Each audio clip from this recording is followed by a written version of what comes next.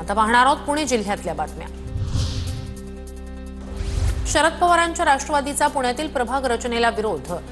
निवडणूक आयोग आणि हायकोर्टात तक्रार केली जाणार। प्रभाग रचना चुकीच्या पद्धतीने केल्याचा आरोप।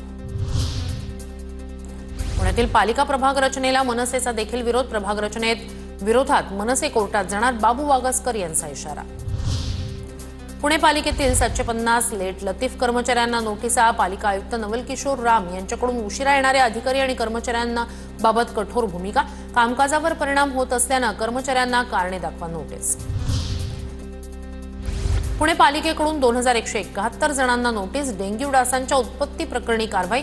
4 लाखांचा दंड वसूल। पुण्यात बैलगाडा शर्यतीत एक तरुण धावत्या घोड्यावरून खाली पडला। सुदैवाने जीवितहानी नाही। घटनेचा थरार कॅमेऱ्यात कैद। आंबेगावच्या विठ्ठलवाडीतील घटना। पुण्यातील टीम पॉइंट ब्रेक ॲडव्हेंचर्सच्या गिर्यारोहकांकडून 2 दिवसात 5 किल्ले सर। हुतात्मा राजगुरू जयंती दिनाचं औचित्य साधत छत्रपती संभाजीनगर जिल्ह्यातील 5 किल्ल्यांवर तिरंगा फडकवला।